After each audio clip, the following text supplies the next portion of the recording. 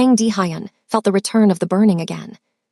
It tore through his chest without warning, sharp and merciless, forcing the breath from his lungs as he drove one-handed through the night streets of Seoul. Red lights blurred into streaks. His vision narrowed. For 2 years, the pain had been silent. For 2 years, stillness had held. Now it was back. Not now, he muttered, gripping the steering wheel harder. Not tonight. The phone buzzed against the console. He didn't need to look to know who it was. He answered anyway. Kang Di-hyun, a calm voice said, filtered and distant, as if spoken from behind glass. You're late. Di-hyun didn't slow the car. If you wanted punctuality, he said evenly, you shouldn't have taken my family. A pause, then a soft chuckle. You still think this is about anger, the man replied. It's not. Before we dive into this classic series, take a second. If you believe a man can outrun his past, if you believe love can calm even the most dangerous soul, subscribe now. Because what you're about to hear isn't just a story about power. It's about what happens when peace becomes a target. Traffic thinned as Di-hyun crossed the bridge, the river below reflecting the city's false calm. His pulse hammered in his ears. Where is she? Di-hyun asked. Where is my wife? She's alive, the voice said. Comfortable even, your daughter, however, she's proving difficult. Something cold settled behind Di-hyun's ribs.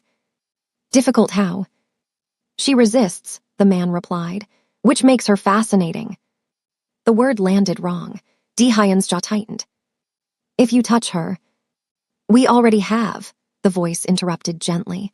But not the way you're imagining. You should know by now we prefer efficiency. Di-hyun exhaled slowly, forcing control back into his hands.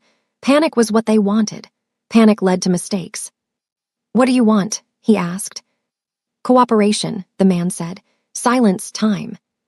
You have 48 hours, Di-hyun said. Then I come for her.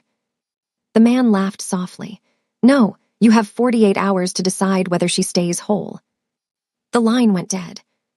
The car rolled to a stop outside a private building near Gangnam. Music pulsed faintly through the walls. Neon light spilled across polished stone. Di-hyun sat there for 3 full seconds, breathing through the fire in his chest, before stepping out. Inside, the VIP lounge was crowded with bodies and sound. Whiskey glasses clinked. Women laughed too loudly. Everything felt artificial, overstimulated, wrong. He sat anyway. A woman pressed close, her perfume sharp and sweet. Another traced a finger over the dragon tattoo winding down his forearm. A third leaned in, whispering something meant to tease. Di-hyun felt nothing. He lifted the glass and drank. The burn down his throat did nothing to quiet the deeper one. 4 years ago, nights like this had been his routine. Power, noise, distraction. Then Io had entered his life, calm and unafraid, and somehow she had reached the place inside him nothing else ever had. Her presence had kept the monster quiet. Now she was gone. The glass cracked in his hand. The woman closest to him flinched. Are you okay? Di-hyun looked at her as if seeing her for the first time. Leave. She hesitated, then stood quickly, retreating with the others. Min Seok arrived minutes later, his expression already dark. It's obsidian, Min Seok said without preamble, sitting across from him. We confirmed it. Di-hyun nodded once. They called. Min Seok's jaw tightened. Did they say where? Not yet, Di-hyun replied. They want me guessing. That means she's still alive, Min Seok said. They don't tease corpses. Di-hyun closed his eyes briefly. And Nana? Min Seok hesitated. They're interested in her. The word again. Interested. Explain, Di-hyun said. Min Seok leaned forward, lowering his voice. We pulled old obsidian files. They don't traffic in people. They catalog them. Bloodlines, neurological anomalies, rare patterns. Di-hyun's stomach tightened. Io's family. Yes, Min Seok said. And Nana inherited more than anyone predicted. The music thudded around them, oblivious. They took her quietly, Min Seok continued. No gunshots, no alarms. Your guards were neutralized without resistance. They didn't fight, Di-hyun said. They were made not to. Min Seok nodded grimly. Professionals. Di-hyun stood abruptly. Get me everything. Ports, ships, labs, anything that moves. There are 3 possibilities, Min Seok said, rising with him. 1 near Incheon, 1 offshore, and a hospital ship operating under false registry. Di-hyun stopped. A ship. Yes. His mind sharpened. International waters. Exactly, Min Seok said. No jurisdiction, no oversight. Di-hyun turned toward the exit. Then that's where she is. They drove in silence back toward the city's edge, the glow fading behind them. 2 days earlier, the apartment had been full of light. Nana had been on the floor, coloring carefully inside the lines, her tongue poking out in concentration. Io sat nearby, guiding her breathing, slow and steady, grounding her when she grew restless. Like this, Io had said gently, in through your nose, out through your mouth. Nana giggled. Again. Di-hyun had watched from the doorway, feeling something close to peace. Now the apartment was empty. The front door hung slightly open. Glass crunched under his shoes as he stepped inside. One guard lay unconscious near the entryway, breathing but unmoving. Another was slumped against the wall, eyes unfocused. No blood, no struggle. On the kitchen counter sat a black card. An obsidian mark etched into its surface.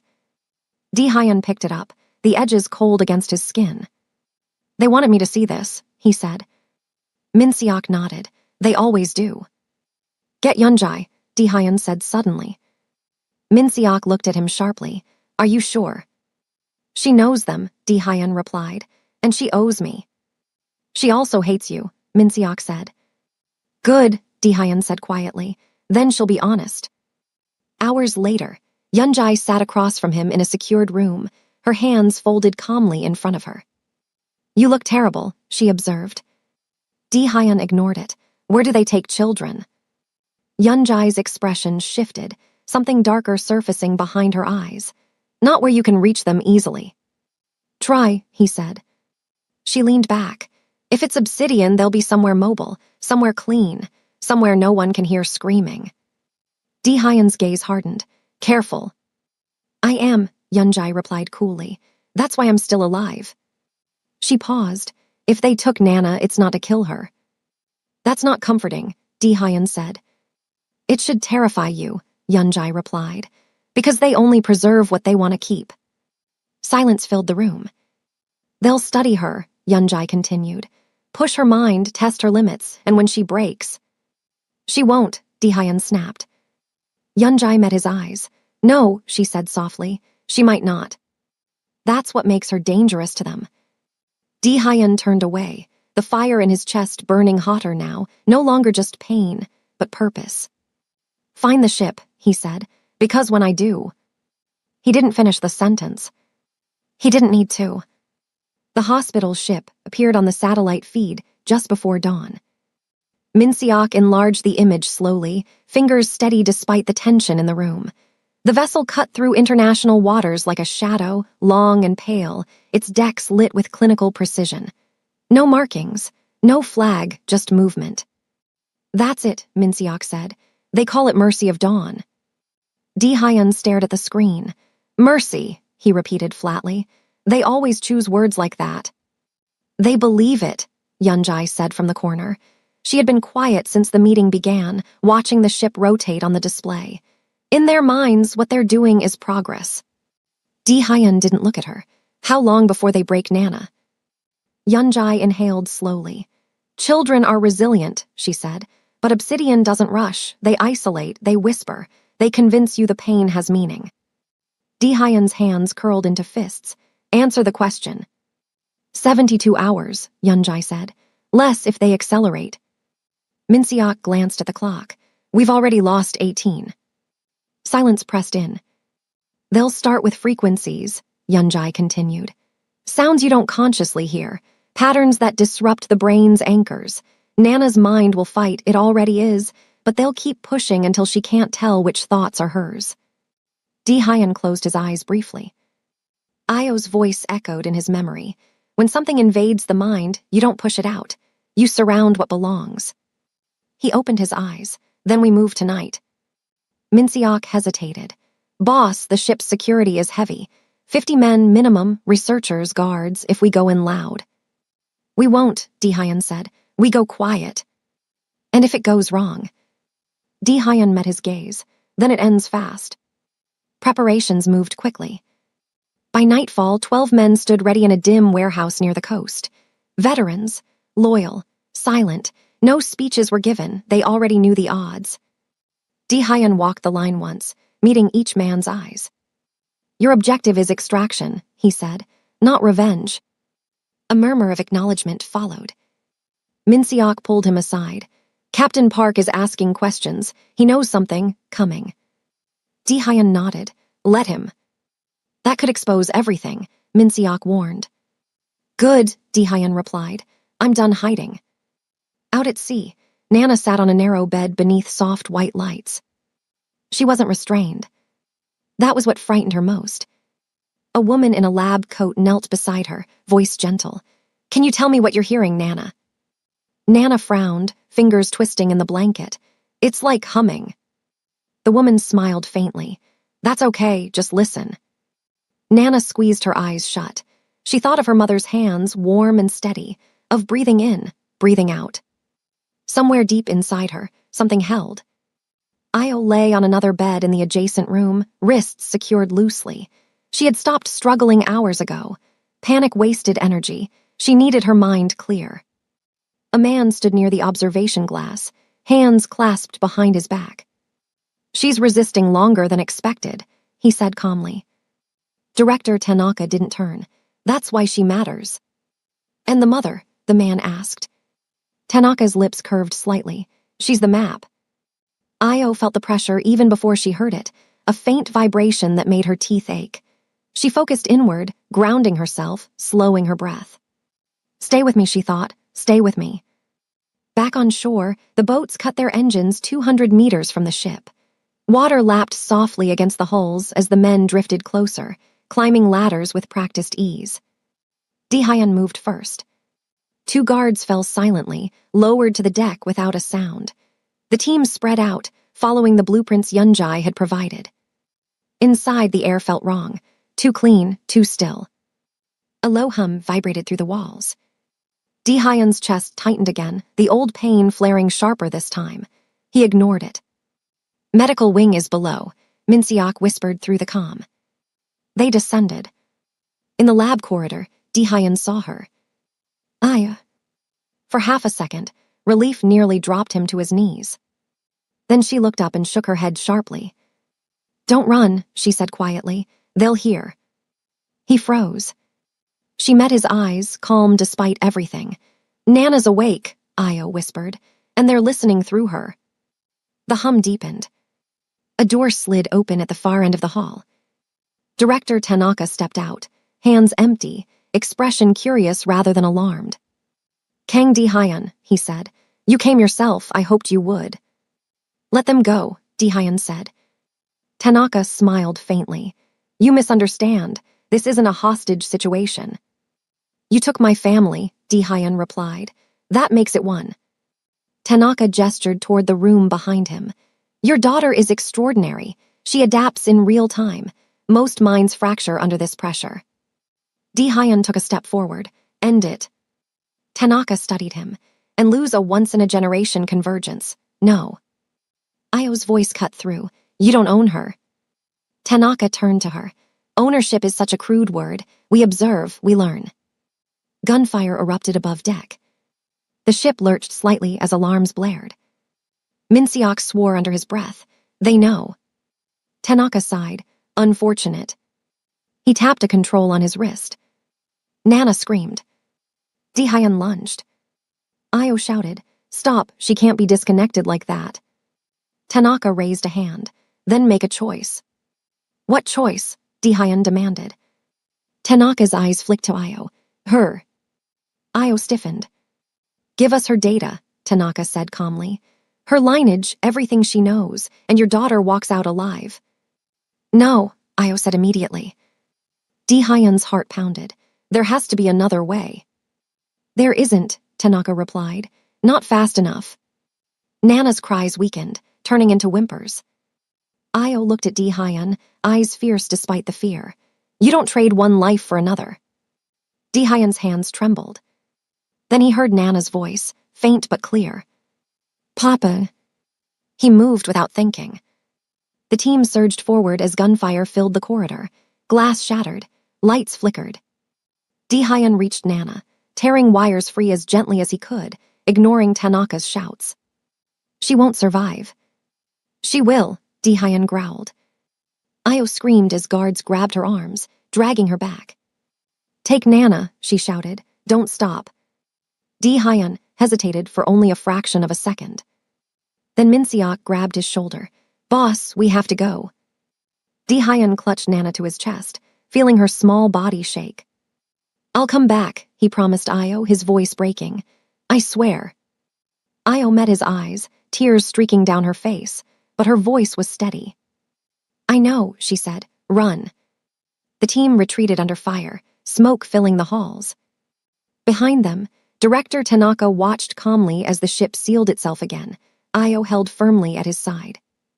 Prepare the helicopter, he said. We're leaving. On the boat, Nana clung to Di-hyun, sobbing softly. Mama, she whispered.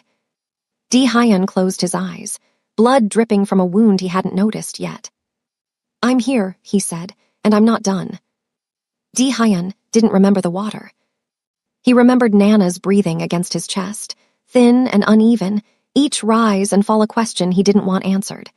He remembered Min-seok's voice shouting orders he barely registered. He remembered the sky tilting as the boat cut hard through the waves, engines screaming as if they could outrun consequence. By the time they reached shore, blood had soaked through Di-hyun's sleeve. Stay with me, Min-seok said, gripping him by the collar. Don't you dare close your eyes. I'm fine, Di-hyun muttered, though the world pulsed at the edges. Nana whimpered, her fingers digging into his jacket. Papa, it's loud. Di-hyun forced himself upright and wrapped his arm tighter around her. I've got you, he said. Listen to my voice. Min-seok signaled the med team. We move now, no lights. They disappeared into the night before anyone could ask questions. Hours later, Di-hyun lay on a narrow bed in a secured safe house, his arm bandaged, his chest still burning but contained. Nana slept beside him, curled into his side as if afraid the world might take her again if she let go. Min-seok stood near the window, phone pressed to his ear. They lifted off, he said quietly. Helicopter headed east, no transponder. We lost them over open water. Di-hyun didn't open his eyes. They took her. Yes. Silence stretched. And Nana, Min-seok asked carefully. Di-hyun opened his eyes and looked down at his daughter. Her lashes fluttered, her breathing finally steady. She's here, he said. That's all that matters right now. Min-seok hesitated. Boss, Captain Park is making noise. The moment this surfaces. It will surface, Di-hyun said. I'm done pretending this is contained. Min-seok nodded slowly. Then Obsidian will escalate. They already have, Di-hyun replied. They just don't know who they're dealing with now. Nana stirred, her eyes opening slowly. Mama, she whispered. Di-hyun's throat tightened. She's busy being brave, he said gently. She asked me to keep you safe. Nana frowned, as if thinking hard. She said not to be scared. That sounds like her, Di-hyun murmured. Nana shifted closer. The humming stopped. Di-hyun stilled. What humming? The sound, Nana said softly. It's gone. Min-seok's gaze sharpened. That's not supposed to happen. Di-hyun looked at him. Explain. The frequencies, Min-seok said. If they cut the signal, it means. They moved, Di-hyun finished. Yes. Di-hyun exhaled slowly. Good. Min-seok blinked. Good. If they're moving, Di-hyun said, they're afraid. Miles away, Io stood in a quiet room washed in pale light. Her wrists were free now. That alone unsettled her. Director Tanaka watched her from across the table, hands folded neatly. His expression was almost respectful. You chose well, he said. Your daughter lives. For now, Io replied evenly. Tanaka inclined his head, always with conditions. She met his gaze. What do you want from me? Understanding, Tanaka said. You stabilize minds intuitively. That doesn't come from training, it comes from inheritance. You think blood explains everything, Io said. It explains potential, Tanaka replied. Obsidian exists to preserve it. Io leaned back. You call this preservation. Tanaka's eyes flicked briefly, something like irritation surfacing before it vanished. Progress has casualties. Not children, Io said sharply. Tanaka's voice cooled. Children become adults. Adults change the world. Io laughed softly. You don't understand healing at all. He studied her. Then teach me. She shook her head. You can't learn what you're trying to cage. Tanaka stood. We'll continue this later. As he left, the door sealed behind him with a quiet hiss. Io closed her eyes and breathed, grounding herself the way she had taught Nana. In, out. Stay with me. Back at the safe house, Dehyun sat with Minseok as dawn crept through the blinds. We don't chase blindly, Minseok said. We need leverage. I have leverage, Dehyun replied. You have exposure, Minseok corrected. That's not the same thing. Dehyun leaned forward. Obsidian catalogs bloodlines, they archive people, which means they keep records. Yes, Minseok said slowly. And records can be stolen, Dehyun continued, or burned. Minseok's eyes lit with understanding. If we hit their archive. They lose control, Dehyun said. They lose the map. Minseok nodded. Captain Park can help with that. Dehyun's expression hardened. Then bring him in. Captain Park arrived that afternoon, his presence filling the room with the weight of consequence. You've made a mess, Park said bluntly. They started it, Dehyun replied. Park glanced at Nana, who sat quietly coloring at the table, her movements careful but steady. Something softened in his expression. She's strong, Park said quietly. She has to be, Dehyun replied. Park turned back to him. If I move against Obsidian openly, everything you built comes with it. I know, Dehyun said. I'm not asking you to protect me. Park studied him. You're asking me to burn you. Yes. Park was silent for a long moment, then he nodded. I'll need proof, locations, names. You'll have them, Dehyun said, and when this breaks. Park finished the thought. There's no going back. Dehyun looked at his daughter. I don't want to. That night, Nana woke screaming. Dehyun was at her side instantly. Hey, I'm here. Her body trembled, eyes unfocused for a heartbeat that stretched too long. She's far, Nana whispered. Dehyun's chest tightened. Who is baby? Mama, Nana said, but she's not scared. Dehyun swallowed hard. What did she say? Nana frowned, concentrating. She said to tell Papa to hurry.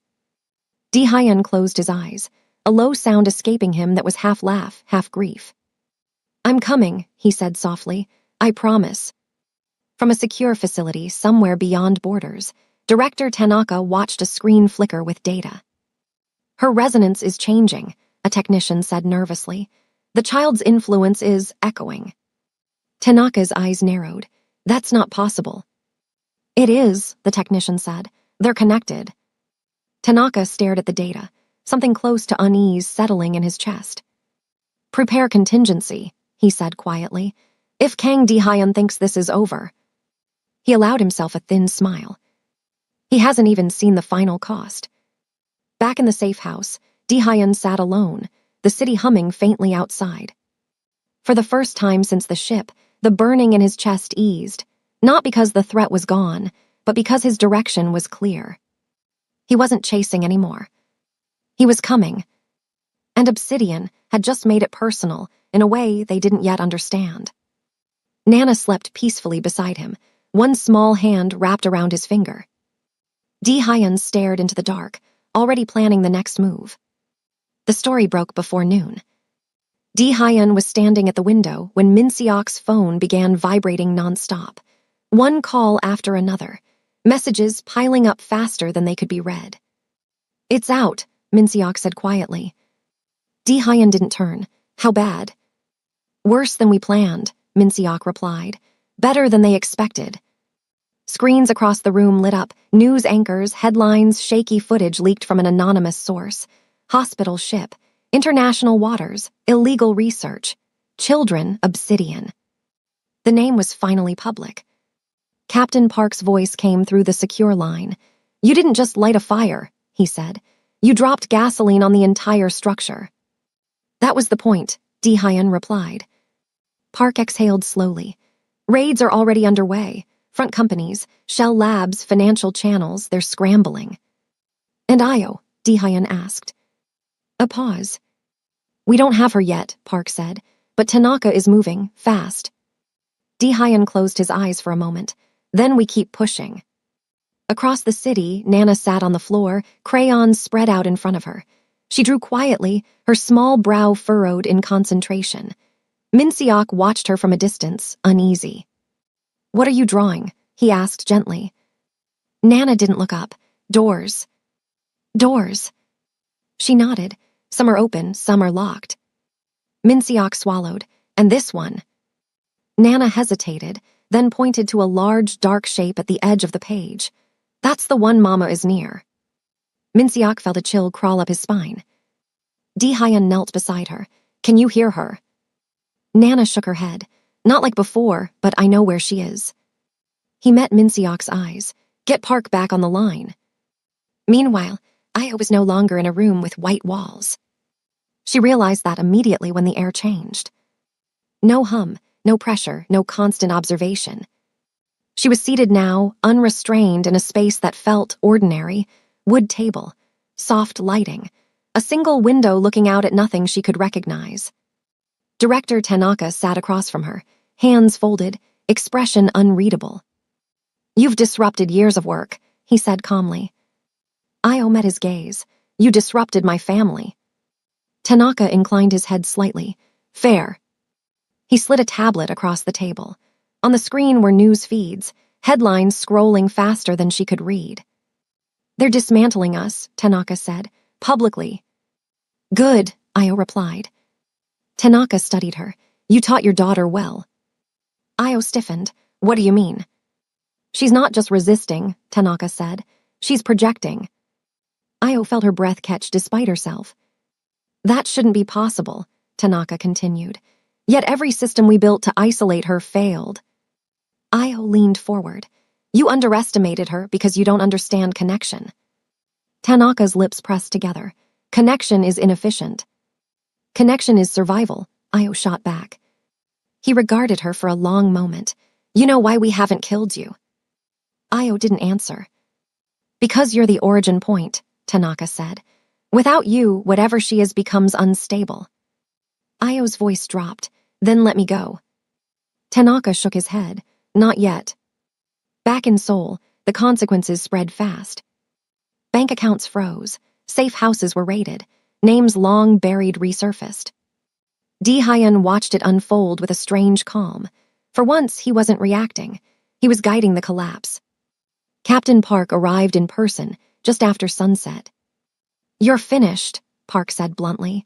"When this ends, there's no place for you in the open." "I know," Dehyun replied. Park studied him. "Why do it then?" Dehyun looked toward Nana, asleep on the couch, her chest rising and falling evenly. "Because she deserves a world where men like me don't win." Park nodded slowly. "We traced Tanaka's last movement." Dehyun straightened. "Where?" "A private airstrip outside Busan," Park said. "He's planning to leave the country." "And Io?" "She's with him," Park confirmed. "For now." The drive south was silent. Rain streaked across the windshield as night fell, the road stretching endlessly ahead. Minseok checked his weapon, then glanced at Dehyun. "You won't get a second chance," Minseok said. "I don't need one," Dehyun replied. At the airstrip, floodlights cut through the darkness. A jet sat ready, engines warming. Tanaka stood near the stairs, phone pressed to his ear. "They're closer than expected," he said calmly. "Yes, I understand." Io stood a few steps behind him, flanked by guards. Her posture was straight. Her eyes searched the shadows. Then she saw him. Dehyun emerged from the darkness slowly, hands visible, expression controlled. Tanaka ended the call and turned, unsurprised. You're persistent. You have something that belongs to me, Di-hyun said. Tanaka smiled faintly. You already took what mattered most. Di-hyun shook his head. You still don't understand. Gunfire cracked the air. Chaos erupted as Park's units surged in from both sides. Guards dropped. Shouts echoed. Floodlights shattered. Tanaka moved fast, pulling Io toward the plane. Now, he barked. Io twisted free suddenly, slamming her elbow into the nearest guard. She ran not toward the plane, but toward Di-hyun. Tanaka swore, raising his weapon. Di-hyun moved without hesitation. The shot rang out, but it wasn't his. Captain Park fired first. Tanaka staggered, shock flickering across his face.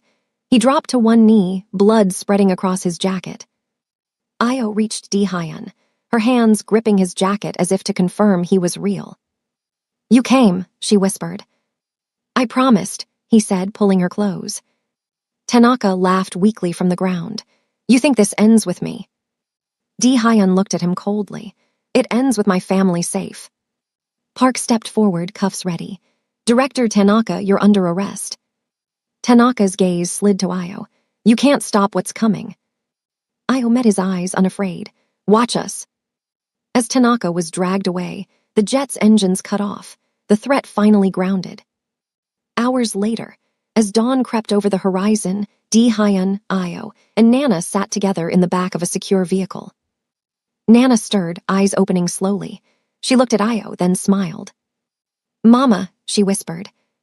Io's breath broke as she pulled her daughter into her arms. I'm here, she said, tears streaming freely now. I'm right here. Di-hyun watched them, something heavy lifting from his chest at last. But deep down he knew. This wasn't the end. It was only the moment before the final reckoning. Di-hyun didn't sleep that night. He sat on the floor of the safe house, back against the wall, watching the slow rhythm of his daughter's chest rise and fall. Nana slept between him and Io, one small hand resting on each of them as if she needed proof they were real.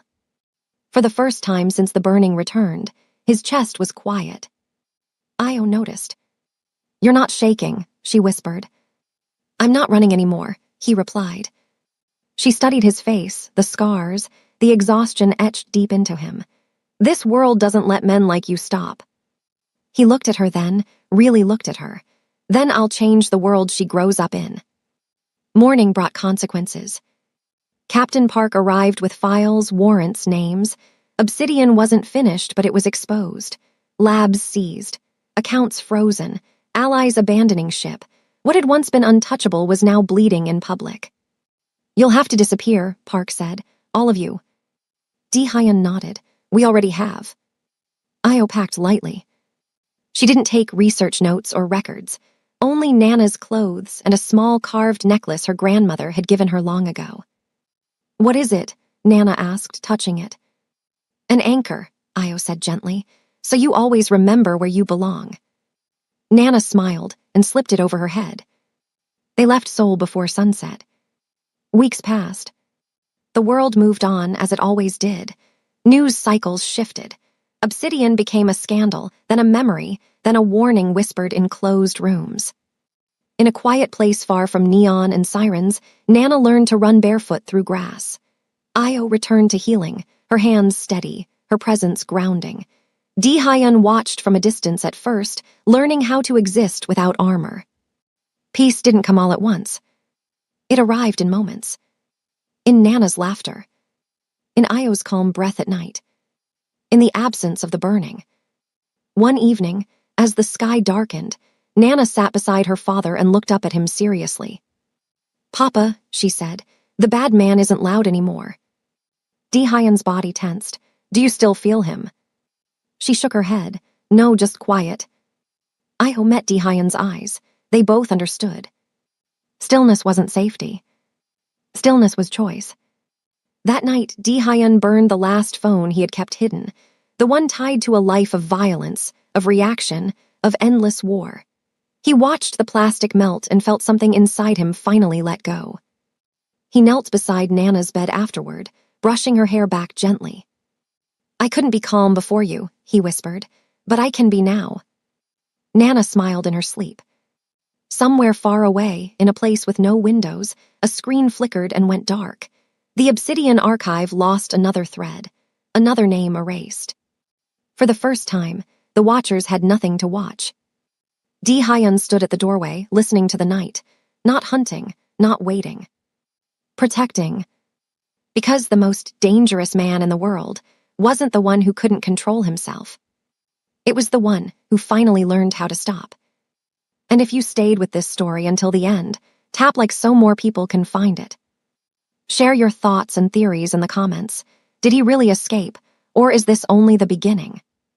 And subscribe for the next story, because the past never stays buried for long, but some families are finally ready to face it.